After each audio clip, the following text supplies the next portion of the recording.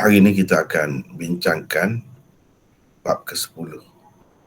Di bawah bab ini tidak ada satu pun hadis musnad. Tidak ada satu hadis musnad. Yang ada hanyalah hadis-hadis di dalam tajuk bab saja. Kadang-kadang dalam Sahih Bukhari ni kita akan dapati begitu. Dia ada tajuk saja. Ini ada juga keterangan.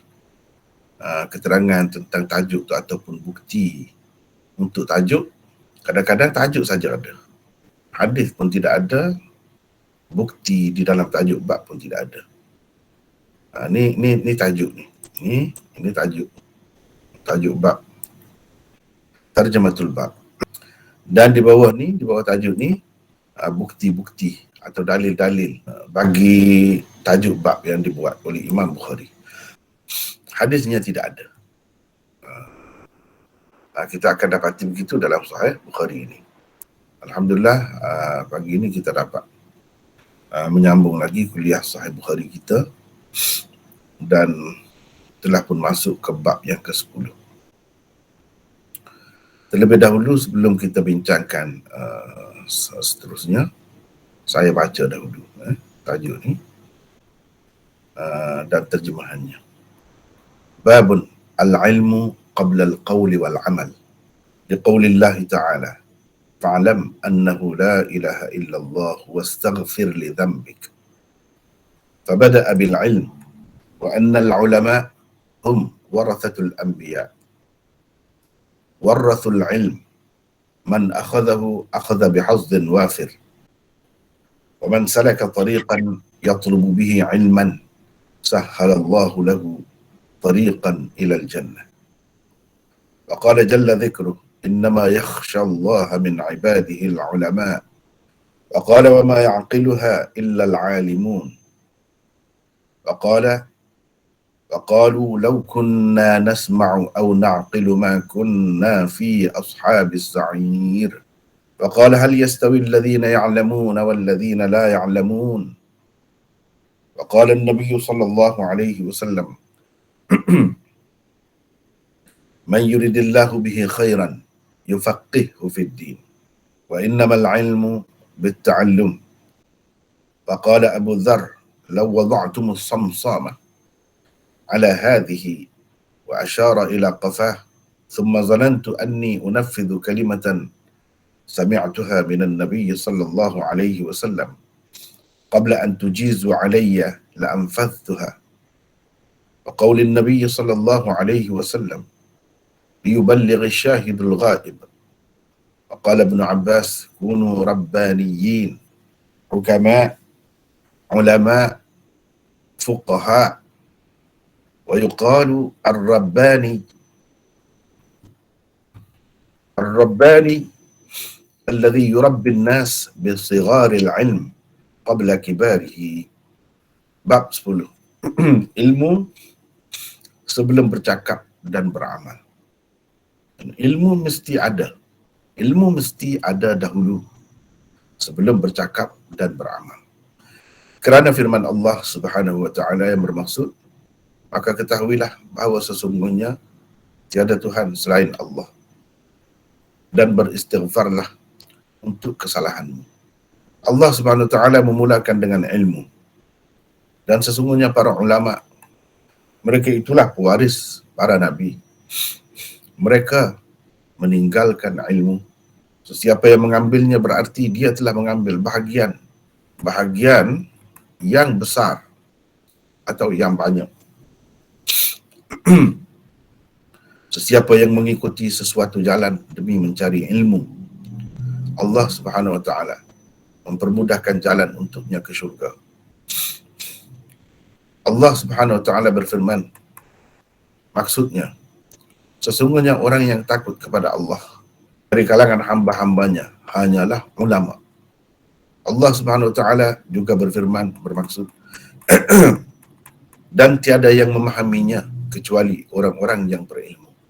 Allah Subhanahu wa taala juga berfirman, bermaksud mereka berkata, kalaulah dahulu kami mendengar dan kami berfikir, tentulah kami tidak berada dalam golongan orang-orang yang masuk neraka. Allah Subhanahu wa taala juga berfirman, bermaksud, adakah sama orang yang mengetahui, yakni orang yang berilmu, dan orang yang tidak mengetahui, yakni tidak berilmu? Nabi SAW pula bersabda, sesiapa yang Allah mahukan kebaikan yang besar, yakni istimewa untuknya, nescaya dia memberi faham yang mendalam kepadanya tentang agama. Sesungguhnya ilmu itu hanya diperolehi dengan belajar. Kata Abu Dzar, sekiranya kamu meletakkan pedang-pedang yang tajam di atas ini, sambil beliau mengisyaratkan kepada tengkuknya, kemudian aku rasa aku dapat mengucapkan satu perkataan yang pernah aku dengar daripada Nabi SAW, sebelum kamu melaksanakan kehendak kamu itu ke atasku, nescaya aku akan keluarkan, yakni aku akan ucapkan. Dan sabda Nabi SAW, hendaklah orang yang hadir menyampaikan kepada orang yang tidak hadir. Dan Ibnu Abbas pula berkata, hendaklah kamu menjadi orang-orang Rabbani. Siapa itu Rabbani? Hukama, ulama, fuqaha. Dan dikatakan Rabbani itu orang yang mengajar, yakni mendidik manusia dengan pengetahuan yang kecil-kecil sebelum pengetahuan yang besar-besar. Nah, itulah tajuk bab dan hadis-hadis, ayat-ayat Quran, hadis-hadis dan asar-asar di bawah tajuk bab itu yang dikemukakan oleh Bukhari sebagai bukti benarnya dakwaan beliau dalam tajuk bab itu. Dan itu semua sudah cukup, tidak perlu kepada hadis musnad yang lain. Kerana itu Imam Bukhari tidak kemukakan satu pun hadis musnad di bawah bab ke-10 ini. Bab ke-10 ini tidak ada hadis musnad. Hadis seperti di bawah bab lain yang lengkap sanadnya. Selalu kita baca haddatsana itu tak ada di sini. Baiklah, kita bincangkan apa yang tajuk bab Imam Bukhari ini.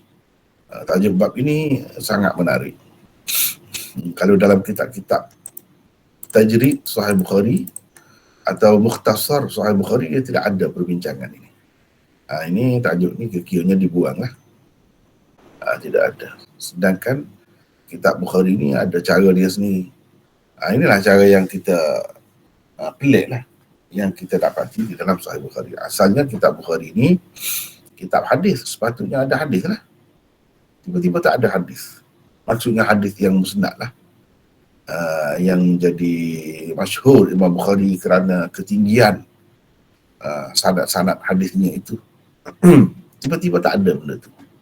Baiklah, bab al-ilmu qabla jelas. Ya, al-ilmu qabla al-qaul wal amal. Ilmu sebelum bercakap dan beramal. Itu tajuk Imam Bukhari. Menarik tu. Ramai yang ada sekarang ni bila-bila masa pun beramal, tapi ilmu tak ada. Ilmu yang lengkap, yang betul tidak ada. Itulah yang jadi masalah. Sebab itu Imam Bukhari kata kena ada ilmu dahulu, baru bercakap dan beramal. Bercakap tu makna kita mengucapkan, baca apa-apa ke, baca Quran ke, apa-apalah di dalam sembahyang tu yang kita baca tu, itu maknanya qaul itu termasuk dalam qaul. Ataupun bercakap dengan orang, dengan manusia, itu bercakap lah, dan beramal. Jadi kita ada dah di sini ada 2 nota, 1, 2, 6. Ini notanya. Apa tujuan Imam Bukhari mengadakan bab ni? Dan dia kata begitu tu kenapa? Ini ulama-ulama cuba menyelami maksud Imam Bukhari di sebalik satu tajuk yang menarik lah. Kerana tidak ada di bawahnya satu pun hadis. Apa maksud dia begini? 1, 2, 6. Para pensyarah Sahih Bukhari berbeza pendapat tentang maksud dan tujuan Imam Bukhari mengadakan tajuk bab ini. Perinciannya adalah seperti berikut. 1. Kata Al-Kirmani, maksudnya ialah sesuatu perkara itu diketahui terlebih dahulu, kemudian baru diucap dan diamalkan. Dengan itu, kewujudan ilmu daripada segi masanya tentu sekali terdahulu daripada ucapan dan amalan. Daripada segi kedudukan dan darjat juga, ilmu terdahulu dan melebihi kedua-duanya. Kerana ilmu itu amalan hati, dan hati adalah anggota badan yang paling mulia. Itu kata dia. Apa-apa kita nak kata kena tahu dulu. Kita kena tahu dahulu. Apa-apa kita nak buat tu kena tahu dahulu. Sebab itulah dia kata ilmu dahulu. Memang kenyataannya begitu. Itu kalau tengok dari segi masanya, ada ilmu dahulu ke ada amal dahulu? Jawabnya ada ilmu dahulu. Amal itu, percakapan itu pun termasuk dalam amal juga. Perbuatan, amal dengan makna perbuatan pun amal juga. Sebelum kedua-dua tu kena ada ilmu dahulu, baru betul. Kalau buat dahulu, lepas tu baru nak tahu, banyaklah yang tak betul. Tak kena lah. Sebab dari segi susunan masa tu, kedudukan tu, letak tak kena. Kalau kita tengok dari sudut darjat, mana lebih? Ilmu dan amal.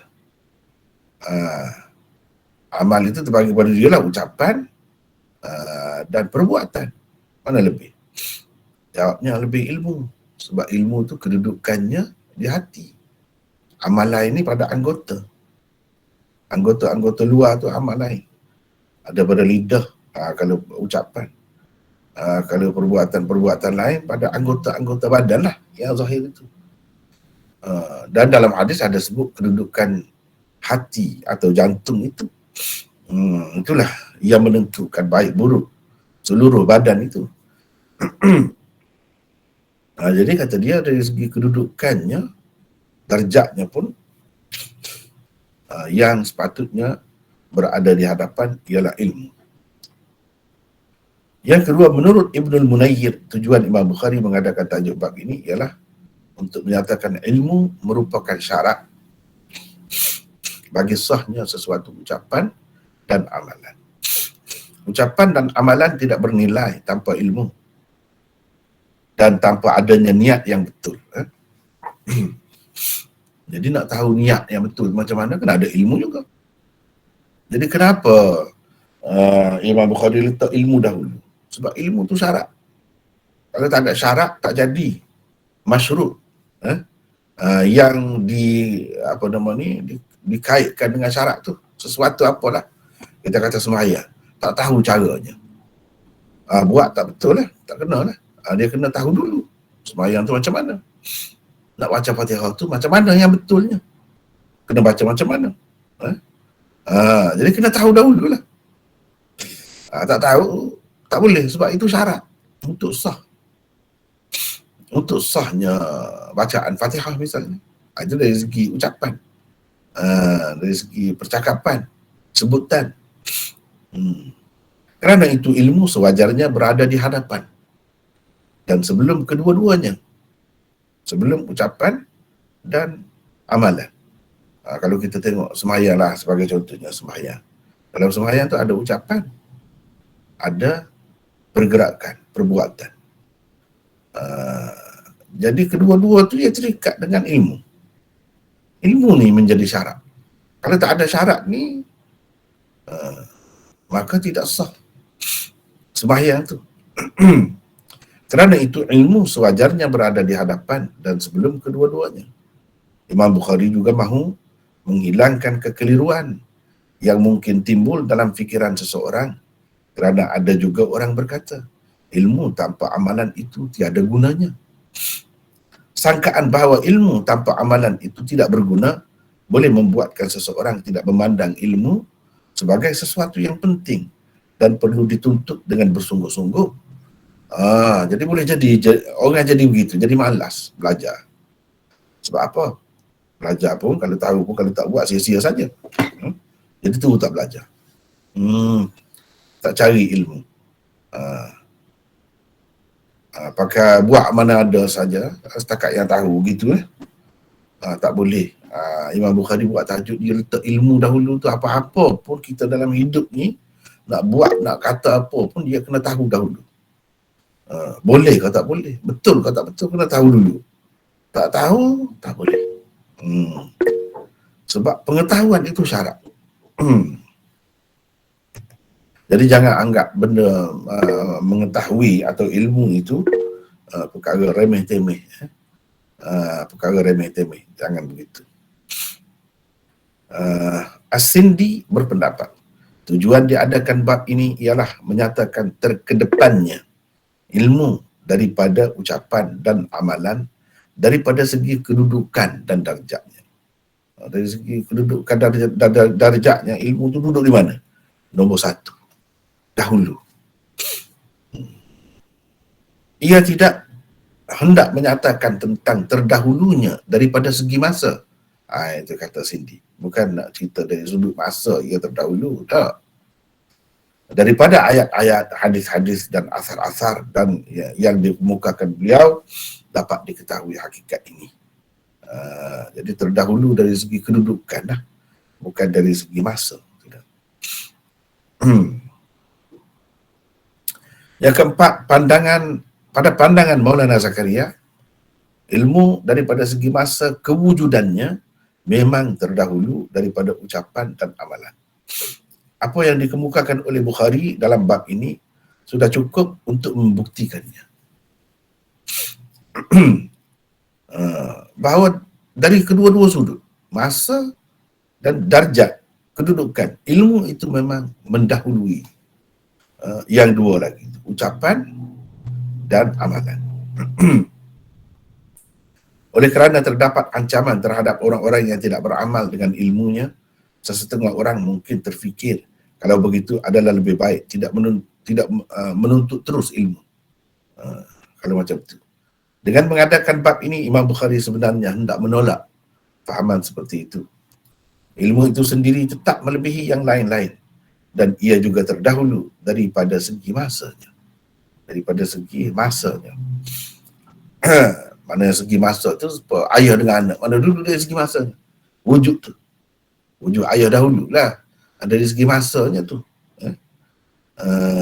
Tapi mana lebih ayah dengan anak? Tak mesti ayah lebih. Mungkin anak yang datang kemudian tu lebih. Begitu. Tapi ilmu ni tidak. Dari segi masanya pun terdahulu ke depan, dari segi kedudukan dan darjatnya juga terkedepan. Tidak beramal dengan ilmu itu satu perkara lain pula. Satu perkara lain. Tapi ilmu tu kena ada. Ikut mana-mana pun tak boleh jadikan alasan bila kita ada ilmu pun tak kena gaya, ada ancaman untuk orang berilmu. Jadi kita tak payah menuntut ilmu. Jangan begitu. Jadi tidak beramal dengan ilmu itu satu perkara lain pula. Ia tentunya merugikan dan mendedahkan seseorang kepada ancaman. Tetapi ilmu itu sesuatu yang perlu. Mesti kena ada dahulu. Yang kelima, secara umumnya para pensyarah Sahih Bukhari bersetuju tentang ilmu seharusnya dituntut sebelum bercakap dan beramal. Semua setuju itu. Setelah ada ilmu, barulah bercakap, mengajar, berdakwah dan sebagainya. Setelah ada ilmu juga, barulah sesuatu amalan dikerjakan. Biar apapun, ilmu semestinya ada dahulu. Itulah yang difahami mereka daripada tajuk bab ini.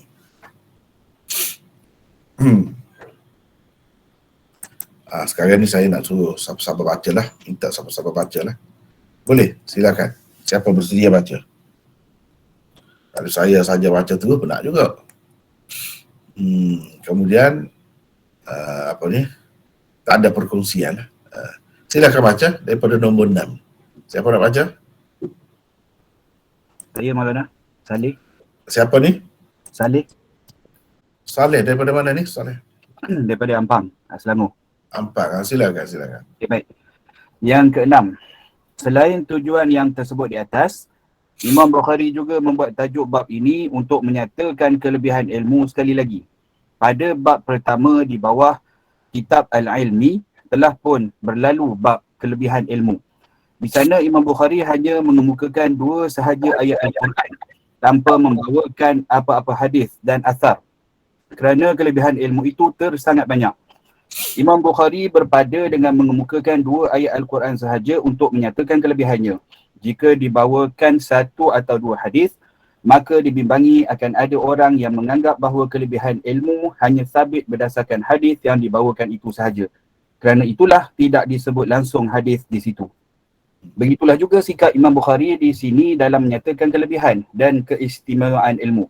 Beliau hanya mengemukakan beberapa lagi ayat Al-Quran yang lain untuk membuktikannya. Tetapi ditambah juga dengan hadis-hadis dan asar-asar sahabat yang turut menyatakan perkara yang sama. Beliau tidak membawa apa-apa hadis musnad di bawah bab ini. Bukan kerana tiada yang tidak menepati syarat sahihnya, tetapi kerana ia sangat banyak dan memadailah. Bukan kerana tiada, sekejap Ya, ya. Bukan kerana tiada yang tidak, bukan sekali Bukan kerana tiada yang menepati syarat sahihnya. Itu buang satu ya.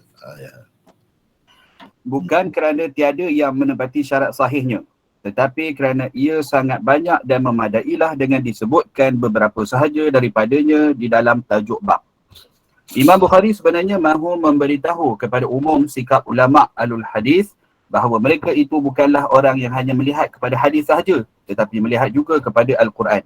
Kalau di dalam Al-Quran pun sudah sangat banyak menceritakan tentang sesuatu, maka itu sudah pun mencukupi dan tidak perlu lagi dilihat kepada hadis-hadis yang tentunya lebih banyak. Baik. Lepas tu, nota 127 selepas. Ilmu sebelum bercakap dan beramal. Cuba tengok saya buat dalam kurungan ini. Ilmu mesti ada dahulu. Mesti ada dahulu tu saya ambil daripada mana? Itu yang kita nak bincang. Adakah mana-mandai saja ni? Nanti tengoklah. Bolehkah kata saya memandai-mandai? Buat ni dalam kurungan ni atau memang sepatutnya kena ada? Kalau tidak, ilmu sebelum bercakap dan beramal. Apa makna ilmu sebelum bercakap dan beramal? Apa maknanya begitu? Macam tergantung begitu. Macam tergantung begitu. Dia dalam bahasa Arab, bahasa mana pun sama. Kadang-kadang ada buang bahagian tertentu dalam percakapan itu. Dia ke mana? Kita kata. Dia ke mana? Kita kata. Dia pergi ke mana? Itu maksudnya. Tapi kita buang pergi tu. Dia ke mana? Maksudnya dia pergi ke mana? Jadi kalau orang tambah dalam kurungan di situ, pergi, salah kah? Tentu sekali kita kata orang yang faham bahasa Melayu kata tidak salah. Bahkan sepatutnya begitu. Atau mungkin juga dia ke mana tu? Dia hilang ke mana? Hilang ke mana? Boleh jadi juga.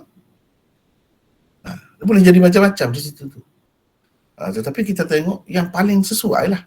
Kena cari yang paling sesuai. Begitu cara memahami. Terutamanya kitab-kitab lama ni, dia memang begitu cara dia. Sebab itulah orang bertalaki, orang belajar berguru.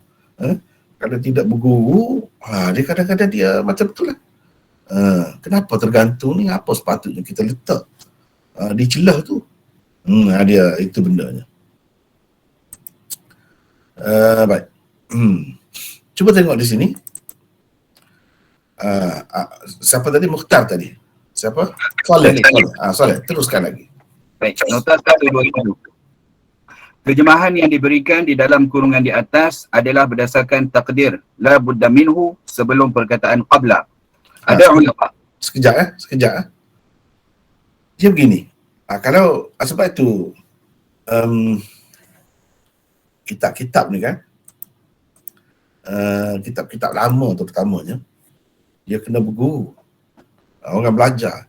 Dan dengan kita belajar tu memang ilmu kita meningkat. Dan orang yang nak boleh belajar atau mengajar lebih-lebih lagi, dia semestinya mempunyai ilmu, persiapan yang cukup untuk memahami kitab-kitab. Sebab dia kitab hadis ni tinggi ni, kitab Quran misalnya kita kata. Jadi kena faham benda-benda tu. Kalau mengikut kaedah bahasa Arab, sebenarnya dalam bahasa Melayu, bahasa mana pun ada. Cumanya wallahu alam, sebab saya bukanlah ahli bahasa Melayu. Walaupun Melayu pun bukanlah ahli.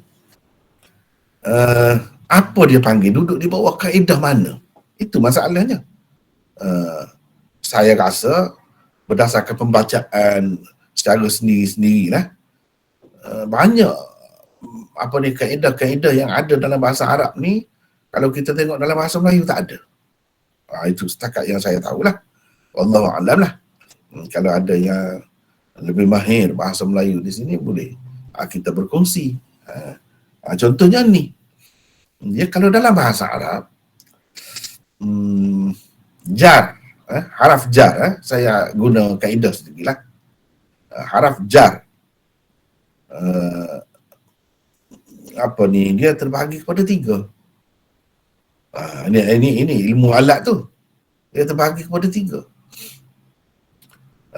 Haraf jar asli dipanggil jar zaid, jar syabih bil zaid.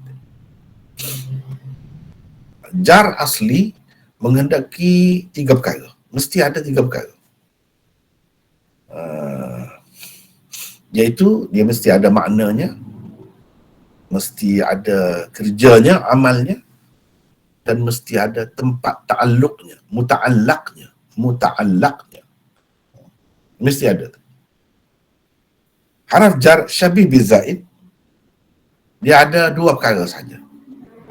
Dia ada maknanya dan ada kerjanya, tetapi tempat ta'alluqnya tidak ada. Tempat ta'alluqnya tidak ada. Ia tidak memerlukan tempat bergantung. Tempat ta'alluq tu maksudnya, muta'allaq tu tempat bergantung. Kalau haraf jar zaid, ia ada 1 perkara saja.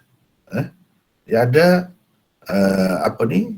kerjanya saja, amalnya saja. Maknanya pun tidak ada. Tempat ta'alluq tu lagi tak ada.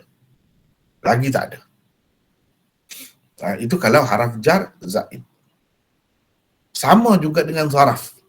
Jadi babun al-ilmu qabla.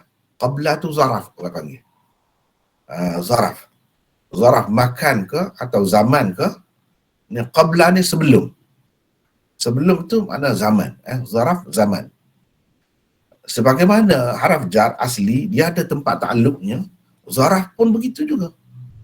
Dia ada tempat ta'alluq dia. Selagi kita tak sebut tempat ta'alluq tu, kita akan dapati ia tergantung. Sebab itu dia kena ada tempat bergantung. Saya sebut ni secara cepat-cepat sikit. Tidak slow. Kalau yang tak ada asas tu mungkin tak faham apalah. Dan kalau saya nak sebut contoh setiap satu tu, lagi panjang. Dengan sebab itu dia kena ada dalam kurungan tu. Tu rahsianya. Bukan macam saya sebut contoh bahasa Melayu tadi. Dia ke mana? Dia ke mana tu apa maksudnya? Ke mana tu? Jadi maksudnya pergi. Jadi pergi tu tempat ta'alluq orang panggil. Pergi tu tempat bergantung. Ke mana tu? Sama juga di sini. Sebelum tu, apa tempat bergantung? Babun al-ilmu ma la budda minhu qabla al-qaul wal amal. Begitu. Ilmu adalah suatu yang mesti. Itu maknanya. Al-ilm. Sebab kalau kita nak tengok, al-ilmu tu jadi apa? Jadi mubtada. Mana khabarnya? Khabarnya mana? Qabla itu tak boleh jadi khabar sendiri. Al-qaul itu jadi mudhafun ilaih bagi qabla. Jadi mana khabarnya? Khabarnya tidak ada. Kalau selagi khabar itu tidak ada, tak akan jelas ayat tu. Tapi dah biasa dalam bahasa Arab ni, jar majrur, kalau jar asli lah dan zaraf, dia ada tempat ta'alluq itu. Dia ada tempat bergantung. Sebelum, apa maknanya? Ilmu sebelum bercakap dan beramal. Mana ilmu adalah sesuatu yang tak dapat tidak. Sesuatu yang mesti ada dahulu sebelum bercakap dan beramal. Itu kan panjang tu. Kalau sebut semua jadi panjang lah. Kenapa dibuat? Untuk ringkas. Untuk ringkas. Panjang-panjang tak sedap juga bercakap. Sebab kita manusia kan, bahasa Arab ni dia salah satu keistimewaan dia begitulah. Sebab bagi mereka kalau tak ada buah-buah begini, binatang, keledai pun boleh faham, kata dia. Kita bercakap manusia sepatutnya dia faham kan? Macam tadi kita kata bahasa Melayu tu contohnya. Dia ke mana? Kita faham. Orang yang ditanya tu faham. Kita pun kata ke kedai. Ke kedai saja. Dia tu pembuat dah. Dia pergi ke kedai. Itu jawapannya. Jadi kenapa buat? Untuk ringkas. Kadang-kadang percakapan ni nak cepat, perlu ringkas. Tak perlu panjang-panjang. Sebab apa? Sudah difaham. Manusia yang berakal boleh faham. Walaupun dibuat beberapa perkataan pun tinggal satu perkataan saja pun dia faham lagi. Kita biasa kan? Makan. Mak dia kata tu. Makan. Mana maksudnya anak dia yang nama sekian-sekian, marilah makan. Tengok. Faham? Boleh faham. Kenapa? Makan, dia kata. Makan tu maksudnya marilah makan. Dan seumpamanya bahasa Melayu, bahasa mana-mana pun dalam dunia ni memang ada begitu. Cumanya di tempat-tempat tu yang dibuat tu dia kena ada kaedah tu. Kalau macam bahasa Arab kita boleh sebut sebelum haraf jar asli dibuat tempat takluk dia tu. Selagi tidak sebut tempat takluk tu tak jelas. Tergantung ayat tu. Tergantung. Dah faham dah sikit-sikit tapi tak berapa jelas. Begitu juga sebelum zaraf. Zaraf ini zaraf, qabla ni zaraf. Jadi tempat bergantungnya itulah yang menjadi khabar kepada al-ilmu tu. Sebab nak cerita tentang ilmu ni apa? Mesti ada dahulu. Ilmu mesti ada dahulu, itu nak ceritanya. Sebelum bercakap dan beramal. Itu kaedahnya. Kalau kita tengok kan, bukalah kitab mana-mana pun, tafsir ke dalam bahasa Melayu. Sebagai contohnya, saya ambil lah tafsir biasa umum tempat kita di Pimpinan Ar-Rahman. Cuba tengok berapa banyak tu. Di celah-celah terjemahan dia tu ada kurungan-kurungan. Kurungan-kurungan tu nak menjelaskan benda-benda macam ni lah. Dan dia ada kaedahnya, bukan saja-saja tambah bubung gitu. Kalau ditanya, kenapa kamu tambah ni? Dia boleh sebut. Sebabnya al-ilmu ni, misalnya, al-ilmu ni, mana? Ni kita tengok. Sebab kalau dalam bahasa Arab kan, setiap perkataan ni kita boleh sebut dia jadi apa. Ilmu ni jadi apa? Kenapa dia bagi depan? Al-ilmu. Sebab kadang-kadang kita tengok al-ilma, utlubul ilma. Al-ilma pula. Ada tempat-tempat tu al-ilmi pula. Kenapa al-ilmu di sini?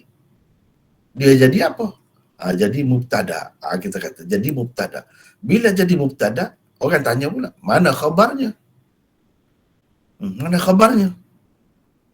Kita kata khabarnya tidak ada. Tak boleh kata khabarnya qabla ni. Qabla tak boleh. Qabla ni bukan khabar. Kalau khabar, hukumnya marfu'. Mana marfu'? Dan dia tu zaraf. Zaraf sendiri tak boleh. Dia termasuk dalam syibih jumlah. Syibhul jumlah. Syibhul jumlah. Haraf jar, zaraf itu syibhul jumlah. Syibhul jumlah dia mesti ada tempat ta'alluq, tempat bergantung dia ni. Tempat bergantung dia sendiri sebelum ni. Sebelum dia tu lah, mesti sebelum dia, tak boleh selepas dia. Jadi tempat bergantung dia itulah jadi khabar kepada al-ilmu ni. Jadi saya faham begini. Cuba tengok ni. Saya nak tulis ni. Ma la budda minhu. Al-ilmu ma la budda minhu qabla al-qawl wal amal. Ilmu itu adalah sesuatu yang mesti sebelum bercakap, maksudnya mesti ada dahulu sebelum bercakap dan beramal. Ini tambahannya. Jadi ma ni jadi khabar kepada al-ilmu. Dan ma itu isim mausul. Dia boleh jadi khabar. Kalau qabla tu sendiri tak boleh. Dengan sebab itu kena ada tambahan ini. Hakikatnya ada begitu. Sebab itulah kita tengok bila saya buat terjemahan ni, cuba tengok. Ilmu mesti ada dahulu sebelum bercakap dan beramal. Jadi yang asal tadi itu, ilmu adalah sesuatu yang mesti sebelum bercakap dan beramal. Maksudnya mesti apa? Mesti ada dahulu. Sebab Imam Bukhari pun nak ceritanya kedudukan ilmu itu dahulu. Kewujudannya itu dahulu. Adanya itu dahulu daripada percakapan dan amalan. Ini dari sudut perbahasan, dari sudut kaedah tadilah. Ini perlu ni kepada yang nak belajar secara halus. Begitulah saya sebut secara ringkas. Kalau panjang-panjang sangat sebab kita bukan nak bincang benda tu. Cuma sekadar yang ada digunakan oleh Imam Bukhari ini perlu bincang lah. Mana sahabat kita tadi, Saleh tadi, sila baca, teruskan. Okey. Ada ulama mengatakan ilmu itu hanyalah wasilah dan alat sahaja. Sedangkan amal itulah sebenarnya yang dimaksudkan maqsud bidzat dan yang dikehendaki daripada ilmu. Kalau begitu, tentu sekali daripada segi kelebihan, amallah yang lebih berbanding ilmu. Bagi ulama yang berpendapat begini, ilmu tanpa amal itu tidak ada gunanya dan tiada kelebihannya. Lebihnya ilmu itu adalah kerana amal. Ilmu semata-mata tidak menyampaikan kepada maksud kenapa ia dipelajari. Imam Bukhari tidak bersetuju dengan pendapat ini. Beliau menegaskan bahawa ilmu itu sendiri daripada segi darjatnya melebihi amal.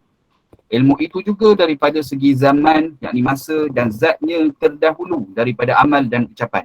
Kerana tidak boleh dikerjakan sesuatu sembahyang tanpa mengetahui tentang cara-cara sembahyang yang semestinya dipelajari terlebih dahulu. Sudah tentunya ilmu yang disertai amal itu lebih istimewa daripada ilmu semata-mata. Namun, orang yang berilmu tetap lebih daripada orang yang tidak berilmu, biar apa pun jenis ilmu yang ada padanya. Ilmu yang disusuli dengan amal pula akan memantapkan lagi ilmu yang telah sedia ada pada seseorang. Kelebihan mengamalkan ilmu tidak dinafikan oleh Imam Bukhari. Sesungguhnya amal itu adalah hasil ilmu dan buah tidak akan berputik tanpa adanya pokok terlebih dahulu. Amal ibadat sekalipun boleh menjadi punca seseorang berdosa sekiranya dilakukan tanpa ilmu seperti amalan-amalan bid'ah. Daripada perbincangan sebelum ini telah pun sama-sama kita ketahui bahawa ilmu itu juga adalah suatu amal, iaitu amal hati. Adapun amalan-amalan lain, ia merupakan amal anggota lahir. Kelebihan ilmu itu adalah kerana tempatnya di hati. Berbeza keadaannya dengan amal-amal yang lain kerana semuanya berlaku pada anggota-anggota lahir. Peri pentingnya hati berbanding anggota-anggota badan yang lain dapat dilihat daripada sabda Nabi SAW berikut. Ala wa inna fil jasadi mudghah. Idza salahat salahal jasadu kulluh wa idza fasadat fasadal jasadu kulluh. Ala wa hiyal qalb. Bermaksud, ketahuilah bahawa di dalam jasad yakni badan itu terdapat segumpal daging. Jika ia baik maka baiklah seluruh jasadnya. Jika ia rosak maka rosaklah seluruh jasadnya. Ketahuilah bahawa ia adalah hati yang dijantung. Hadis riwayat Bukhari dan Muslim. Bukankah sesuatu amalan yang tidak disertakan niat itu tidak menjadi? Dan bukankah sesuatu yang tidak diketahui bagaimana cara membuat dan cara mengucapkannya itu juga tidak menjadi? Ini semua menunjukkan ilmu itu melebihi amal sehingga boleh menyebabkan tidak sah jika tidak ada ilmu terlebih dahulu. Penghayatan, rasa khusyuk, tunduk dan tawaduk seseorang itu tidak akan nyata pada zahir amalannya, kerana ia hanya kelihatan sama sahaja antara orang yang berilmu dan tidak berilmu. Hanya Allah Subhanahu Wa Taala sahaja yang mengetahui apa yang tersirat di dalam hati manusia. Apa yang tersebut itu semakin bertambah kuat hanya dengan bertambahnya ilmu seseorang. Baik. 128. Jadi lepas Imam Bukhari buat tajuk dia ni kan, al-ilmu qabla al-qawli wal amal liqawlillahi ta'ala. Dia sebut kerana firman Allah Ta'ala. Yang bermaksud, maka ketahuilah bahawa sesungguhnya tiada Tuhan selain Allah dan beristighfarlah untuk kesalahanmu. Allah memulakan dengan ilmu. Ini Imam Bukhari kata, Allah memulakan dengan ilmu, menunjukkan memang ilmu itu duduk dahulu, terletak dahulu, berada di hadapan sebelum amal. Jadi kerana firman Allah ni dalil, bukti yang Imam Bukhari kemukakan untuk membenarkan dakwaannya. Apa dakwaannya? Ilmu itu adanya, wujudnya, perlunya, mestinya sebelum ucapan dan amalan. Mana bukti? Ini bukti. Dia nak cerita ni, bukti ni. 128. Silakan Saleh baca lagi. Nota 128. Ini adalah dalil pertama yang dikemukakan oleh Imam Bukhari untuk membuktikan kebenaran dakwaannya. Al-ilmu qabla al-qawli wal amal.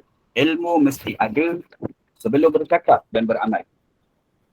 Pendalilan beliau akan kelihatan dengan lebih terang apabila anda membaca ayat berkenaan selengkapnya. Ia adalah seperti berikut. A'udzubillahi minasyaitonirrajim. Fa'lam annahu la ilaha illallah wastaghfir li dhanbika walil mu'minina wal mu'minat wallahu ya'lamu mutaqallabakum wa mathwaakum. Bermaksud, maka ketahuilah bahawa sesungguhnya tiada Tuhan yang layak disembah selain Allah, dan beristighfarlah bagi salah silap yang engkau lakukan dan bagi dosa-dosa orang-orang yang beriman, laki-laki dan perempuan. Dan ingatlah Allah mengetahui tempat kamu berusaha di dunia dan tempat kamu tinggal di akhirat. Surah Muhammad ayat 19. Kata Imam Bukhari, Allah Subhanahu Wa Taala memulakan firman-Nya ini dengan menyebut ilmu terlebih dahulu. Fa'lam, maka ketahuilah. Ia menunjukkan kedudukan ilmu yang terdahulu berbanding amal. Kemudian baru ilmu itu disusuli dengan amal. Wastaghfir li dhanbik, dan beristighfarlah bagi salah silap yang engkau lakukan. Ayat 19 surah Muhammad ini mengutamakan ilmu yang wajib diketahui terlebih dahulu. Annahu la ilaha illallah, iaitu ilmu tauhid. Satu ilmu yang amal ibadat tidak sah tanpanya. Ilmu yang mesti diketahui walaupun seseorang itu bisu dan tidak mampu mengucapkannya. Selepas itu barulah diperintahkan beramal, iaitu beristighfar. Jadi kalau ini Imam Bukhari nak ceritanya, fa'lam. Fa'lam ni kalau yang belajar bahasa Arab dia tahulah. I'lam itu fi'al amar daripada alima ya'lamu ilman. Ilmu. Mana Tuhan sebut ilmu dahulu. Sebut tu bukan sebut saja. Nak menunjukkan ilmu tu dahulu. Kena ada. Itu dia. Dan memang ada ilmu tu dahulu. Lepas tu baru wastaghfir li dhanbik. Beristighfarlah. Beristighfar itu amal tu. Kalau kita tengok cara Imam Bukhari memang biasa begitulah. Dia ambil ayat tu sikit-sikit lah. Dia tak sebut sepenuhnya. Itu cara dia dah. Dia ambil mana yang diperlukan. Ini sekadar ni saja dia ambil. Fa'lam, ni bukti ilmu tu dahulu. Istaghfir li dhanbik, ini amal kemudian. Amal ini berupa ucapan. Istighfar, astaghfirullah, astaghfirullah. Istighfar ni. Nak minta ampun kepada Allah tu macam mana? Kena tahu juga macam mana. Kalau nak ucapkan macam mana? Kita kata astaghfirullah, astaghfirullahal azim dan sebagainya, bolehlah. Tapi asasnya astaghfirullah. Astaghfirullah itu kan fi'il perbuatan. Jadi perbuatan ini letaknya kemudian, datangnya kemudian setelah ada ilmu. Itu Imam Bukhari nak ceritanya. Jadi wajarlah kalau dia kata ilmu itu qablal qaul wal amal. Dan istighfar itu qaul pun dia juga, amal pun dia juga. Begitu.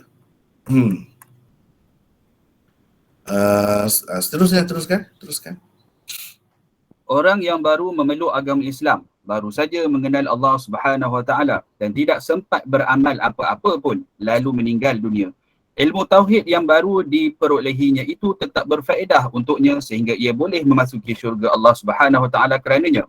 Itulah yang dimaksudkan oleh Rasulullah sallallahu alaihi wasallam dalam sabdanya, "Man kana akhiru kalamihi la ilaha illallah dakhala al-jannah." Bermaksud orang yang ucapan terakhirnya ialah la ilaha illallah pasti masuk syurga. Hadis riwayat Ahmad, Abu Daud, At-Tabrani, Al-Hakim dan lain-lain. Imam Sufyan bin Uyainah juga berdalil dengan firman Allah di atas untuk membuktikan kelebihan ilmu berbanding yang lain-lain. Susunan ayat fa'lam annahu la ilaha illallah juga menunjukkan bahawa apa-apa ilmu yang membawa kepada tauhid boleh dipelajari. Itu dalil pertama bagi Imam Bukhari. Dia sebab itu kita kena tahu tajuk bab Imam Bukhari ni selalu juga dia sebahagian daripadanya merupakan dakwaan. Apa yang didakwanya. Kemudian sebahagian yang lain ialah apa yang membuktikan dakwaannya itu benar. Itulah yang digunakan di sini caranya. Jadi firman Allah SWT yang kita baca sekejap tadi itu adalah bukti atau dalil yang pertama bagi Imam Bukhari. Dia nak ceritanya apa yang dia dakwa itu memang benar. Ada buktinya, ada dalilnya. Mana dalilnya? Inilah dalilnya. Dan seterusnya 129. 129 ni mana? Dan sesungguhnya para ulama, mereka itulah pewaris para nabi. Ni bukti kedua. Jadi semua yang dia amali ni ada ayat Quran, ada hadis, ada asar, semuanya membuktikan tajuk bab itu, iaitu al-ilmu qaulal qaul wal amal. Para ulama itu mereka itu para ulama, mereka itulah pewaris para nabi. 129. Silakan Soleh lagi baca. 129. Dan sesungguhnya para ulama mereka itulah pewaris para nabi. Sebenarnya adalah sebahagian daripada hadis yang diriwayatkan daripada Abu Darda. Ia diriwayatkan oleh Ahmad, Abu Daud, Tirmizi dan Darimi di dalam kitab-kitab mereka. Imam Bukhari juga ada meriwayatkannya di dalam kitab At-Tarikhul Kabir secara mausul. Pada sanadnya terdapat sedikit ittirab. Hamzah Al-Kinani bagaimanapun mengatakan hadis itu hasan. Ia dikemukakan oleh Bukhari sebagai dalil kedua bagi dakwaannya. Setengah ulama tidak menganggap apa yang dikemukakan oleh Bukhari ini sebagai riwayat ta'liqnya. Seperti telah disebutkan sebelum ini bahawa ia memang sebahagian daripada hadis yang diriwayatkan daripada Abu Darda. Walaupun di sini tidak dikemukakan oleh Bukhari sebagai riwayat ta'liq. Apa yang penting, riwayat itu ada asasnya. Firman Allah yang akan dikemukakan nanti boleh dijadikan sebagai penyokong dan membenarkan kandungannya. Allah yang mana? Penyokong yang membenar, bukan dan yang sebagai penyokong. Okey. Firman Allah yang akan dikemukakan nanti boleh dijadikan sebagai penyokong yang membenarkan kandungannya. Allah berfirman, A'udzubillahi minasyaitonirrajim. Thumma awrathnal kitaba alladhi nastafaina min ibadina.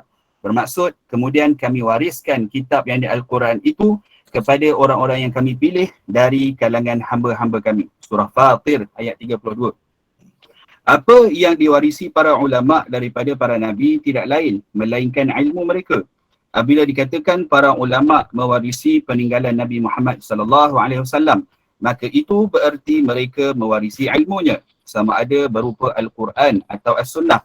Tentu sekali warisan peninggalan Nabi sallallahu alaihi wasallam tidak untuk ditonton dan diperagakan. Sebaliknya, ia untuk diamalkan. Tetapi sebelum diamal, bukankah perlu diketahui dan dipelajari dahulu bagaimana cara-caranya? Dengan itu terbukti benarlah apa yang dikatakan oleh Imam Bukhari bahawa ilmu mesti ada dahulu sebelum bercakap dan beramal. Yang menariknya ialah baginda tidak bersabda al-amilun al-ummal warathatul anbiya. Yakni orang-orang yang beramal itu pewaris para nabi. Bahkan baginda bersabda orang-orang yang berilmu atau para ulama itulah pewaris para nabi. Sekejap jadi di sini kalau kita perhatikan cara Imam Bukhari ni innal ulama warathatul anbiya. Tiba-tiba dia sebut begitu. Nabi SAW bersabda dan sesungguhnya dia tak sebut pun Nabi SAW bersabda di sini. Terus dia kata dan sesungguhnya para ulama. Jadi yang macam ni kan, ya kalau riwayat ta'liq, biasalah dalam tajuk bab di Imam Bukhari kemukakan riwayat secara ta'liq, dia mesti kena ada juga sanad itu sedikit di bahagian atas daripada sahabat ke, sahabat tu ambil daripada Nabi, walaupun sanad dia di bawah tak lengkap.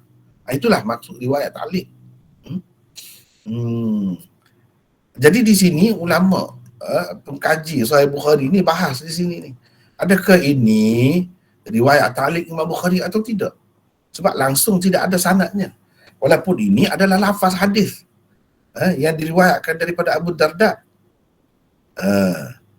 Jadi ada kata ini, ada kata tidak ta'liq. Kalau tidak ta'liq pun hakikatnya apa yang disebut oleh Imam Bukhari ini adalah sebahagian daripada hadis Nabi sallallahu alaihi wasallam. Sebahagian daripada hadis Nabi sallallahu alaihi wasallam, iaitu hadis yang diriwayatkan daripada Abu Darda. Ya ada. Lepas tu kalau kita tengok hadis itu setengah-setengah ulama bahas hadis ni. Kita kata kenapa ada hadis, kenapa Imam Bukhari tak ambil saja, bubuhlah kita kata hadis ni. Tidak begitu cara Imam Bukhari. Sebab pada sanad dia tu ada sedikit ittirab mana tidak tetap, keadaan tidak tetap. Jadi menyebabkan hadis itu darjatnya turun. Jadi ia tidak dianggap sahih oleh ulama. Setengah-setengah tu kata dengan sebab ittirab tu ia jadi dhaif di situ. Hadis itulah hadis berkenaan itu.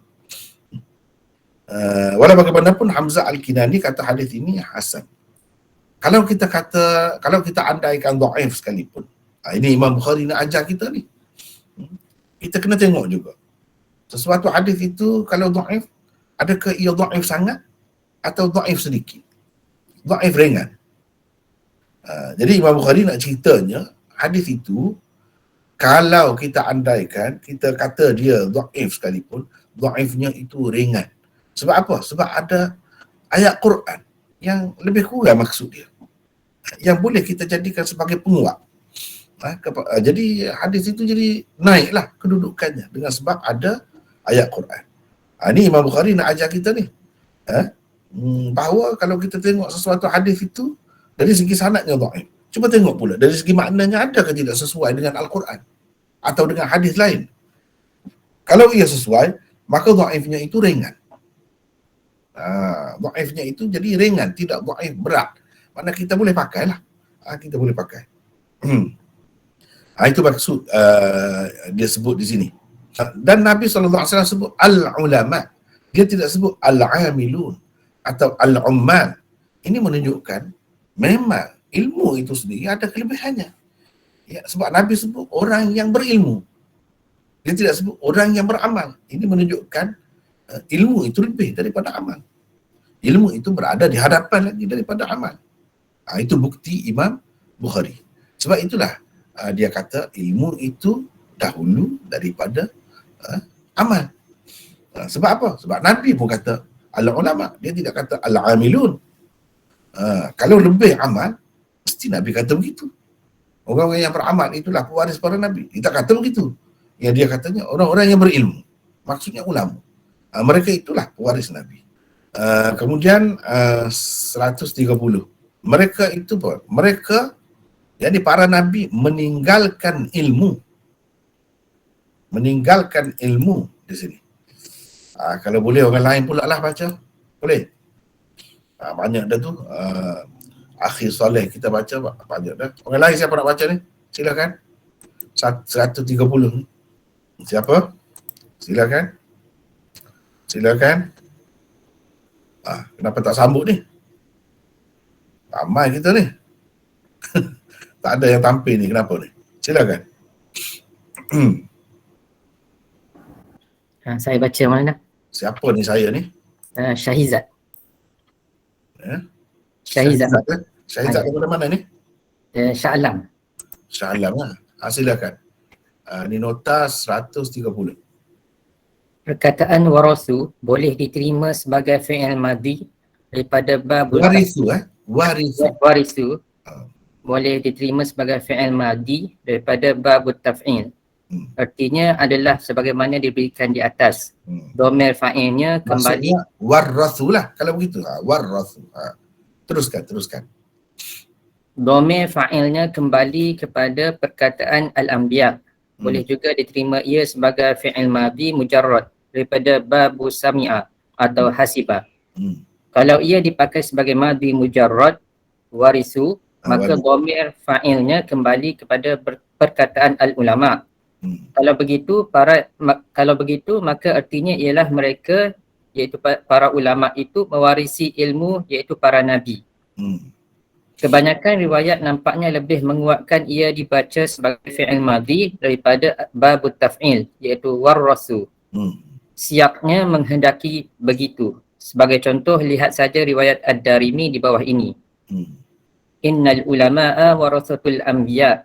Innal anbiya'a lam yuwarrisu dinaran wala dirhaman wa innama warrasu al-ilma. Faman akhadha bihi akhadha bihazzihi aw bihazzin wafirin. Bermaksud sesungguhnya para ulama itu pewaris para nabi. Sesungguhnya para nabi tidak meninggalkan sebagai pusaka dinar dan dirham. Mereka hanya meninggalkan ilmu. Sesiapa mengambilnya berarti ia telah mengambil habuannya atau habuan yang banyak. Tentu sekali peninggalan nabi-nabi itu suatu yang istimewa.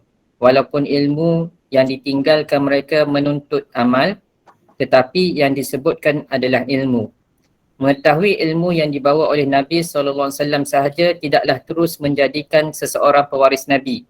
Kerana jika begitu, maka orang-orang kafir seperti kebanyakan golongan orientalis juga akan dianggap sebagai pewaris Nabi. Maksud pewaris Nabi di sini ialah yang mewarisi ilmunya serta beramal dengannya.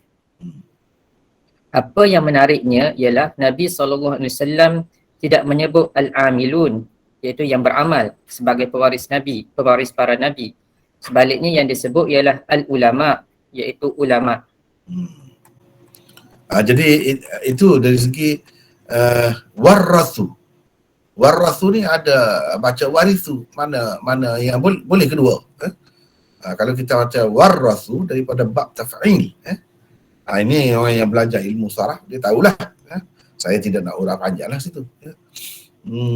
Jadi makna kalau kita kata warrathu, maknanya seperti diberikan di atas. Mereka meninggalkan ilmu.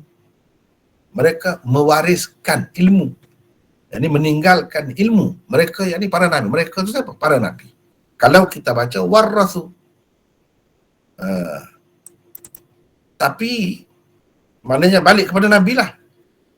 Mereka tu boleh juga diterima ia sebagai fi'il madhi mujarrad daripada bab sami'a, waritha, yawrathu, atau hasiba, waritha, yarithu. Kalau ia dipakai sebagai madhi mujarrad, yakni kita baca warithu, maka dhamir fa'ilnya kembali kepada al-ulama. Kalau macam tu, maka artinya ialah mereka itu mewarisi ilmu para nabi. Jadi mereka tu para ulama, warithu. Para ulama mewarisi ilmu nabi, maksudnya begitu. Kalau orang terjemah begitu pun tidak salah. Tetapi kalau kita tengok riwayat lain, riwayat lain lebih menyokong yang mana satu daripada dua ni? Warithu ke, baca warithu ke, baca warrathu? Jawabnya lebih menyokong yang baca warrathu itu.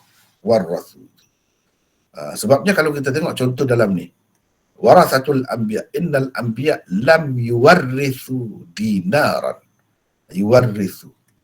Ini wa innama warrathu. Warrathu. Jadi ini berkait dengan Nabi ni, al-anbiya ni. Mereka yang mewariskan ilmu, meninggalkan ilmu. Gitu.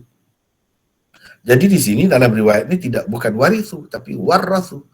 Jadi begitu juga dalam riwayat tadi, sepatutnya warrathu lah. Itu yang lebih tepat. Walau bagaimanapun nak menyalahkan terus yang satu lagi pun tak boleh juga. Sebab ada juga begitu. Lepas tu di sini disebut ulama. Dia tidak sebut amilun juga, tetapi disebut ulama, menunjukkan ilmu itu berada di hadapan ataupun perlu ada sebelum amal. Jadi ini juga membenarkan dakwaan Imam Bukhari. Membenarkan dakwaan Imam Bukhari. Seterusnya, sesiapa yang mengambilnya, mana mengambil ilmu yang ditinggalkan oleh Nabi itu, berarti dia telah mengambil bahagian yang banyak. Berarti dapat khazanah besar itu. Kalau orang yang mengambil, maknanya mendapat ilmu Nabi, berarti dia mendapat khazanah yang besar. Kekayaan yang besar itu. Kekayaan yang banyak ataupun wafir itu maknanya banyak, besar, bolehlah. Ini setakat itu. Sesiapa yang mengikuti sesuatu jalan, ini yang lain pula. Hadis yang lain pula. Tapi setakat ni kita tengok, kalau sesiapa mengambil ilmu Nabi, menerima peninggalan Nabi, berarti dia telah mendapat, dia telah mengambil habuan ataupun kekayaan yang banyak. Jadi kita kena fikir begitu. Itu apa yang disabdakan oleh Nabi SAW. Siapa baca tadi? Cuba baca, silakan sambung ni. Jumlah iaitu ayat man akhazahu akhaza bihazzin wafirin boleh diterima sebagai jumlah khabariyah pada lafaz dan maknanya. Jumlah khabariyah lafzan wa maknan. Artinya adalah seperti yang diberikan di atas. Boleh juga ia diterima sebagai jumlah iaitu ayat khabariyah pada lafaznya saja, sedangkan pada maknanya ia adalah insya. Jumlah khabariyah lafzan wa insya'iyah maknan. Kalau begitu, maka terjemahannya ialah sesiapa yang iaitu hendak mengambilnya, dia hendaklah mengambilnya dengan banyak. Itu maksudnya. Kalau kita pakai man akhadahu akhadha bihazzin wafir itu, kalau kita pakai sebagai jumlah khabariyah pada lafaz sahaja, tapi makna dia insya'iyah, maka terjemahannya sesiapa yang mengambilnya, maksudnya hendak mengambilnya. Jadi dia hendaklah mengambilnya dengan banyak, jangan ambil sikit-sikit. Sebab itu berarti kekayaan yang sebenarnya. Jadi kalau kita tamak, kita haloba, kita bersungguh-sungguh, pun tak ada ruginya. Tak ada kemurkaan Tuhan. Tidak kata kita ni meninggalkan akhirat, tidak. Tidak bercanggah. Kita ambil banyak pun lagi baik, lagi bagus. Sebab itulah kekayaan yang sebenarnya. Itu maksudnya kalau kita kata begini. Dan ini semua ni berkait dengan perbahasan ilmu balaghah pula di sini. Itu pun salah satu ilmu alat juga. Kepada yang belajar tu dia boleh menangkaplah. Saya pun tidak nak urai panjang di sini. Baik, 132 pula. Sesiapa yang mengikuti sesuatu jalan demi mencari ilmu, Allah Subhanahu Wa Taala mempermudahkan jalan untuknya ke syurga. Sesiapa yang mengikuti sesuatu jalan, mengambil sesuatu jalan, melalui sesuatu jalan, dengan maksud mencari ilmu. Pergilah ke mana-mana lah untuk mencari ilmu. Dalam negara ke, pergi belajar lah. Pergi belajar universiti ke, pergi belajar di masjid ke, pergi belajar di mana-mana lah. Itu mengikuti suatu jalan. Tak kira lah jalan mana pun, jalan darat, jalan udara, jalan laut, jalan apa pun, tak kira lah. Allah Subhanahu Wa Taala mempermudahkan jalan untuknya ke syurga. Jadi ini kelebihan ilmu tu. Untuk mencari ilmu. Disebut ilmu. Ini menunjukkan ilmu tu sesuatu yang istimewa sangat. Memang berada di hadapan sebelum yang lain-lain. Ini cara Imam Bukhari nak buktikan dakwaan dia tu. Jadi 1, 3, 2. Cuba tengok. Silakan baca lagi. Jika memilih jalan untuk mendapatkan ilmu itu sudah membawa ke syurga, bagaimana kalau seseorang itu hidup dengan ilmu? Bagaimana pula kalau seseorang itu berilmu, iaitu menjadi alim, sehingga dia menjadi tumpuan dan matlamat orang lain yang memilih jalan untuk mendapatkan ilmu yang ada padanya itu. Menyebar dan menyampaikan ilmu sahaja, itu pun sudah dikira suatu kelebihan. Mengamalkan apa yang diajarkan itu adalah suatu kelebihan yang lain pula. Demikianlah lafaz hadis daripada riwayat Abu Darda, lafaz riwayat Muslim, Abu Daud dan lain-lain daripada Abu Hurairah juga lebih kurang sama. Lihat hadisnya di bawah ini. An Abi Hurairah qala Rasulullah sallallahu alaihi wasallam, man nafasa an mu'minin kurbatan min kurabid dunya nafasallahu anhu kurbatan min kurabi yaumil qiyamah. Wa man yassara ala mu'sirin yassarallahu alaihi fid dunya wal akhirati wa man satara musliman satarahullahu fid dunya wal akhirah. Wallahu fi auni al-'abdi ma kana al-'abdu fi auni akhihi wa man salaka tariqan yaltamisu fihi ilman sahhalallahu lahu bihi tariqan ila al-jannah. Wa majtama'a qaumun fi baitin min buyutillahi yatluna kitaballah wa yatadarasunahu bainahum illa nazalat 'alaihimus sakinatu wa washiyatuhumur rahmatu wa haffathumul malaikatu wa zakarahumullahu fi man indahu wa man batta'a bihi amaluhu lam yusri' bihi nasabuhu. Bermaksud Rasulullah SAW bersabda, sesiapa melepaskan orang mukmin daripada apa-apa kesedihan dan kesukaran dunia yang dialaminya, Allah pasti akan melepaskannya daripada kesedihan dan kesukaran pada hari kiamat nanti. Sesiapa mempermudahkan orang yang susah, Allah pasti akan mempermudahkan urusannya di dunia dan di akhirat. Sesiapa menutup keaiban seseorang Muslim, Allah menutup keaibannya di dunia dan di akhirat. Allah sentiasa menolong hambanya selagi hambanya menolong saudaranya. Sesiapa mengikuti sesuatu jalan demi menuntut ilmu, dengan sebabnya Allah mempermudahkan jalan untuknya ke syurga. Tidak berhimpun sesuatu kumpulan orang di mana-mana rumah Allah, iaitu masjid, di mana mereka membaca kitab Allah, iaitu Al-Quran, dan bertadarus di antara sesama mereka, melainkan turunlah ke atas mereka ketenangan. Rahmat Allah pula mengelubungi mereka. Mereka dikerumuni para malaikat dan Allah menyebut mereka di kalangan orang-orang yang hampir kepadanya. Nasab dan keturunan seseorang tidak dapat memajukannya jika kerjanya sendiri memundurkannya. Imam Bukhari tidak mengemukakan hadis ini di dalam kitab sahihnya sebagai satu riwayat musnad kerana terdapat sedikit perselisihan pendapat tentang sanadnya. A'mash meriwayatkannya daripada Abu Saleh daripada Abu Hurairah.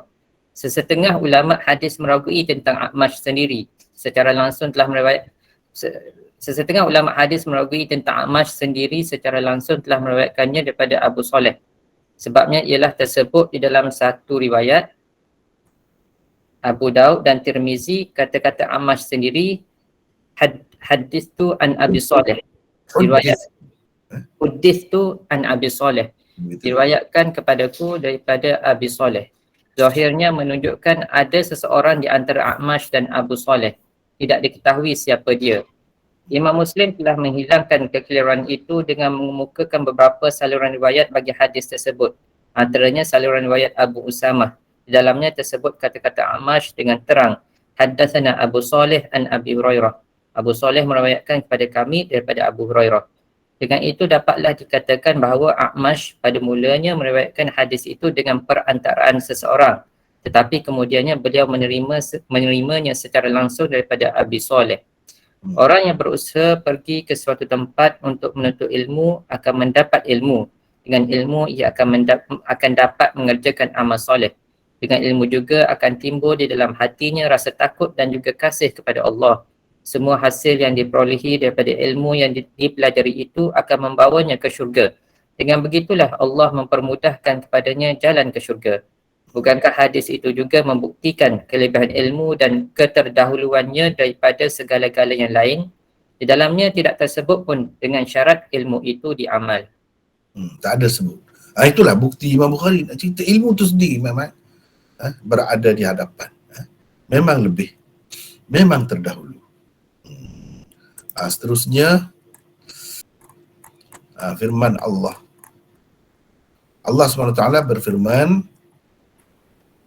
berfirman maksudnya sesungguhnya yang takut kepada Allah dari kalangan hamba-hambanya hanyalah ulama. 133. Sila baca terus. Firman Allah di dalam ayat ke-28 surah Fatir. Fatir. Fatir. Ya. Surah Al-Fatir ini dimulai dengan satu perkataan yang memberi erti takkid dan hasr, yakni innama. Perkataan sesungguhnya memenuhi maksud takkid, iaitu penguat ayat. Perkataan hanya pula memenuhi erti hasr yang membataskan atau mengkhususkan cerita dengan sesuatu perkara, iaitu subjek. Di samping menafikan yang lain daripada berkongsi dengan perkara berkenaan. Penggunaan perkataan seperti ini menunjukkan bahawa ketakutan kepada Allah Subhanahu Wa Taala yang sebenar-benarnya dikendaki dan diredainya hanya ada pada diredainya hanya ada pada ulama sahaja. Tidak dinafikan bahawa ada juga hamba-hamba Allah yang takut kepadanya sehingga tidak dapat menjalani kehidupan seharian secara normal. Tetapi bukan takut seperti itu yang dikehendaki Allah. Takut seorang alim kepada Allah Subhanahu Wa Taala tidak sama dengan takut seorang jahil kepadanya. Kerana orang yang benar-benar alim dapat memahami dengan betul apakah maksud takut kepada Allah itu. Mungkin ada orang berkata, kalau begitu kenapa ada juga ulama yang tidak takut kepada Allah? Jawabnya ialah keadaannya yang tidak takut kepada Allah itu menunjukkan ia sebenarnya bukan ulama. Kerana ulama yang sebenarnya di sisi Allah hanyalah yang takut kepadanya. Seperti tersebut di dalam ayat yang sedang dibincangkan sekarang. Orang alim yang mempunyai banyak kitab semata-mata tetapi tidak takut kepada Allah itu di dalam Al-Quran ada perumpamaannya yang tersendiri. Allah berfirman tentangnya di dalam surah Al-Jumu'ah begini. Masalul ladzina humilut Taurata thumma lam yahmiluha kamatsalil himari yahmilu asfara. Bi'sa matsalul qaumil ladzina kazzabu biayatillah. Wallahu la yahdil qaumaz zalimin.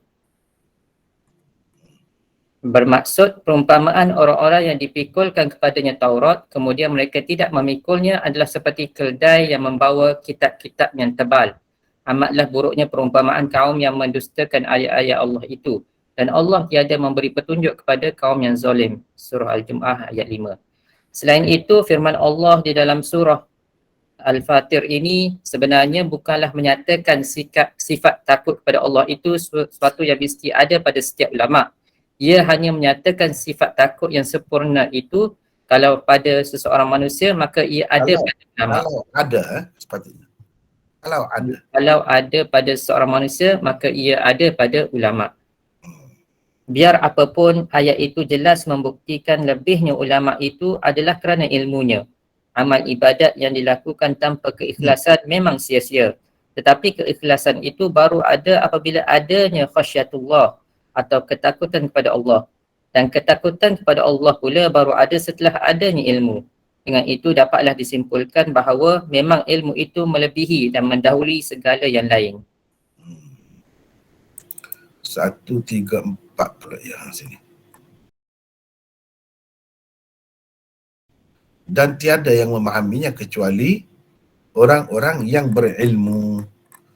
Dan Allah SWT juga berfirman, bermaksud, dan tiada yang memahaminya kecuali orang-orang yang berilmu.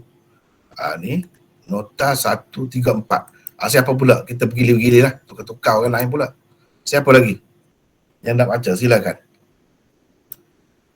Silakan. Siapa nak baca pula? Syahizat dah baca banyak dah tadi. Orang lain pula. Silakan. Assalamualaikum. Waalaikumsalam. Siapa ni? Syarif. Syarif. Silakan Syarif. Syarif daripada mana dah? Syarif? KL je. KL lah. Mana nak kenal Syarif ni? Saya pun nak kenal juga. tak ada nampak wajah ni. Tak. Terabur sikit rumah. Tak apa. Silakan. Bismillah. Daripada dan tiada Ini. Jimatan 134. Ya, sini. Okey. Firman Allah ini adalah sebahagian daripada kandungan ayat ke-43 dari surah Al-Ankabut dan ia merupakan penutupnya. Ayat itu sepenuhnya adalah seperti berikut. Auzubillahi minasyaitonirrajim.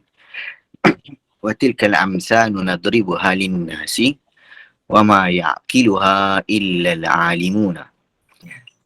Bermaksud perumpamaan itu kami buat untuk manusia dan tiada yang memahaminya kecuali orang-orang yang berilmu. Firman Allah ini juga menunjukkan kelebihan orang-orang yang berilmu. Jadi ini bukti-bukti Imam Bukhari lagi. Dalil-dalil Imam Bukhari lagi yang mendakwa bahawa al-ilm qabla al-qawl wal-amal. Ini masih lagi dalil beliau. Teruskan 135 ni apa pula? 135 firman Allah Subhanahu wa ta'ala juga bermaksud mereka berkata, kalaulah dahulu kami mendengar dan kami berfikir, tentulah kami tidak berada dalam golongan orang-orang yang masuk neraka. Ini orang-orang yang Tuhan cerita tentang akan datang, perkara akan datang. Orang-orang yang masuk neraka tu apa dia kata? Apa dia kata? Padahal tak masuk lagi. Tapi Allah sudah sebut dah, beginilah yang pasti akan berlakunya. Ini dia kata, kalaulah dahulu kami mendengar dan kami berfikir, tentulah kami tidak berada dalam golongan orang-orang yang masuk neraka. Menyesallah orang-orang yang masuk neraka itu sehingga mereka mengucapkan begitu. Jadi 135. Sila bacakan. Firman Allah ini terkandung di dalam ayat ke-10 surah Al-Mulk. Maksudnya ialah ilmu pengetahuan itu diperolehi dengan mendengar, berfikir dan mengkaji. Ahli neraka pula tidak menggunakan semua saluran untuk mendapat ilmu itu semasa di dunia dahulu. Akibatnya, mereka terjerumus ke dalam neraka. Ia menunjukkan keistimewaan ilmu. Manusia boleh terjerumus ke dalam neraka kerana tidak berilmu.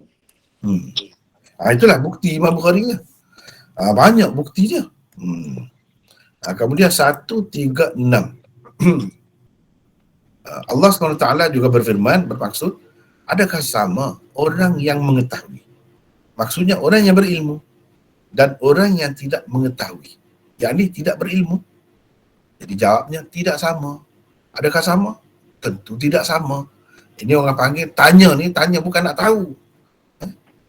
Tanya nak membuatkan orang yang ditanya tu sendiri akan jawab tidak. Itu orang panggil istifham ingkari. Adakah sama orang yang berilmu dengan orang yang tidak berilmu? Jawabnya tidak sama. Jadi 136. Sila baca. Apa yang dikemukakan oleh Imam Bukhari adalah sebahagian daripada ayat ke-9 dari surah Az-Zumar. Ayat istifham ingkari, pertanyaan yang jawapannya adalah penafian atau menafikan, digunakan untuk menyatakan tidak sama dua golongan tersebut. Dan ia menunjukkan keistimewaan orang yang berilmu. Orang yang ditanya begitu tentu akan menjawab tidak sama. Tidak ada satu pun daripada ayat-ayat yang dikemukakan oleh Bukhari di sini menyebutkan tentang amal Semuanya hanya menunjukkan kepentingan dan kelebihan ilmu semata-mata. Begitulah caranya Imam Bukhari menghilangkan kekeliruan tentang lebihnya ilmu kerana amal. Bagi beliau, ilmu itu sendiri adalah suatu kelebihan walaupun tidak disertai amal. Jadi sebab orang kata ilmu itu tidak berguna kalau tak ada amal. Jadi amal itulah yang sebenarnya yang lebihnya. Jadi untuk menolak pendapat yang begitu, Imam Bukhari telah bawa beberapa ayat ni. Banyak bukti-bukti ni. Bahawa ilmu itu sendiri, kalau tak ada amal pun, memang suatu kelebihan. Adapun amal, tak dapat tidak mesti kena ada ilmu. Tak dapat tidak mesti kena ada ilmu. Nabi SAW bersabda,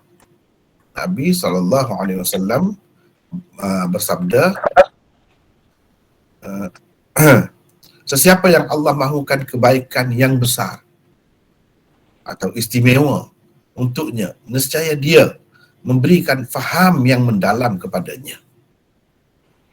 Memberikan faham yang mendalam kepadanya tentang agama. Sesiapa yang man yuridillahu bihi khairan. Jadi kita nak bincang tentang khairan itu. Silakan tadi Syarif. Kebaikan yang besar atau istimewa difahami daripada bentuk nakirah pada perkataan khairan yang digunakan untuk ta'zim dan taksir. Ta'zim atau taksir. Ta'zim atau taksir. Betul? Bukan untuk makna umum semata-mata, kerana perkara-perkara lain yang diberikan oleh Allah Subhanahu Wa Taala juga bukan langsung tiada kebaikannya.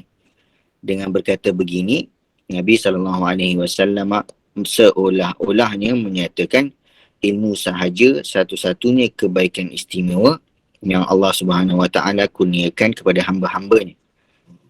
Perkataan yufaqihu pula tidak diterjemahkan dengan memberi faham tentang agama sahaja, tetapi memberi faham yang mendalam. Perkataan yang sama telah digunakan oleh Allah pada firman-Nya di dalam surah At-Taubah berikut. Auzubillahi minasyaitonirrajim. Wa ma kana al-mu'minuna liyanfiru kaffah فلولا نفر من كل فرقة منهم طائفة ليتفقهوا في الدين ولينذروا قومهم إذا رجعوا إليهم لعلهم يحذرون. Bermaksud, dan tidaklah betul dan elok orang-orang yang beriman keluar semuanya pergi berperang. Oleh itu, hendaklah keluar sebahagian sahaja dari tiap-tiap puak di antara mereka, supaya orang-orang yang tinggal itu mempelajari secara mendalam ilmu yang dituntut dalam agama, dan supaya mereka dapat mengajar kaumnya yang keluar berjuang apabila orang-orang itu kembali kepada mereka. Mudah-mudahan mereka dapat berjaga-jaga dari melakukan larangan Allah. Kewajipan jihad dikecualikan daripada orang-orang yang mendalami ilmu agama. Kerana ia juga pada hakikatnya adalah satu bentuk jihad. Orang-orang yang mendalami agama dapat menjaga Al-Quran daripada perubahan dan penyelewengan. Pengubahan dan penyelewengan. Mereka lah yang mengetahui mana hadis yang telah mansuh dan mana yang tidak mansuh. Mereka juga dapat mengetahui mana hadis yang sahih dan mana yang palsu. Mereka juga yang dapat menjaga kesucian agama daripada dinodai dan dinistai dengan berbagai-bagai bid'ah, khurafat dan kekarutan yang boleh menyebabkan berubahnya rupa masyarakat Islam yang sebenar. Jadi sebab itu, pada kewajipan berjihad itu tak kena atas mereka. Mereka dikecualikan. Sebab pada hakikatnya mereka pun buat kerja yang sama juga, iaitu untuk menjaga agama Allah. Yufaqihu fiddin. Nescaya Allah memberi faham yang mendalam. Faham yang mendalam ni. Baca teruskan, Syarif. Kefahaman yang mendalam tidak akan diperolehi dengan pengajian yang diadakan jarang-jarang sekali. Tidak akan diperolehi juga dengan pengajian mengikut kehendak hati sahaja. Ia mestilah mengikut sukatan yang telah disediakan dan mengambil masa yang agak lama. Imam Syafi'i pernah menyebutkan salah satu syarat yang mesti untuk seseorang pelajar mendapat ilmu yang mantap iaitu atau ialah lama masanya, tulu zamanin.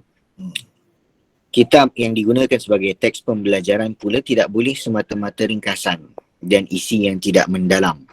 Guru yang mengajar juga mestilah dari kalangan orang yang cukup pandai dan faqih atau setidak-tidaknya alim dalam perkara yang hendak diajarnya.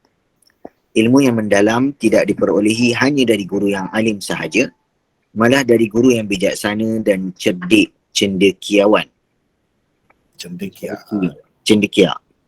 Allah Subhanahu wa taala berfirman, yu'til hikmata man yasha' wa man yu'tal hikmata faqad utiya khairan katsira wa ma yadhakkaru illa ulul albab. Bermaksud Allah memberikan hikmah, kebijaksanaan, ilmu yang mendalam dan berguna kepada sesiapa yang dikehendakinya menurut aturan yang ditentukannya. Dan siapa yang diberikan hikmah itu, maka sesungguhnya ia telah diberikan kebaikan yang banyak. Dan tiadalah yang dapat mengambil pengajaran dan peringatan melainkan orang-orang yang menggunakan akal fikirannya. Yang ni pula yufaqihu fid din. Allah berikan kefahaman yang mendalam kepadanya tentang agama. Jadi ini bahagian terakhir hadis tu. Silakan Syarif, sambung lagi. Sabda Nabi SAW ini adalah sebahagian daripada hadis marfu' yang diriwayatkan oleh Sayyidina Muawiyah. Imam Bukhari sendiri nanti akan meriwayatkannya secara musnad. Berdasarkan hadis ini, tidak ada sesiapa pun yang boleh mendakwa semata-mata kerana dia telah mendapat suatu nikmat, maka itulah bukti bahawa Allah Subhanahu Wa Taala telah menghendaki kebaikan untuknya. Kecuali orang yang berilmu selain iman dan Islam. Kekayaan, kegagahan, kekuasaan, pangkat atau harta benda yang diperolehi seseorang, semuanya adalah kelebihan dan kurniaan Allah. Tetapi belum tentu lagi boleh dikatakan Allah memang menghendaki kebaikan yang istimewa untuknya kecuali dengan ilmu atau kecuali ilmu. Teruskan. Sabda Nabi SAW ini menunjukkan adanya ilmu yang mendalam tentang agama sahaja. Ini menunjukkan adanya ilmu yang mendalam tentang agama sahaja pun sudah merupakan tanda kebaikan.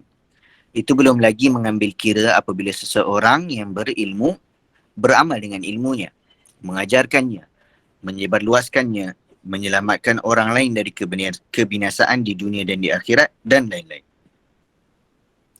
Bukankah ilmu sahaja yang disebut oleh Rasulullah SAW di dalam hadis ini? Itulah bukti terdahulunya ilmu daripada yang lain-lain. Dengan itu, terbukti benarlah apa yang didakwakan oleh Imam Bukhari di dalam tajuk bab yang diadakannya. Iaitu apa tajuknya? Al-ilmu qablal qaul wal amal. Sebab di sini pun dalam hadis ni pun Nabi sebut ilmu, dia tak sebut amal. Dia tak sebut amal. Ini semua menunjukkan kelebihan ilmu.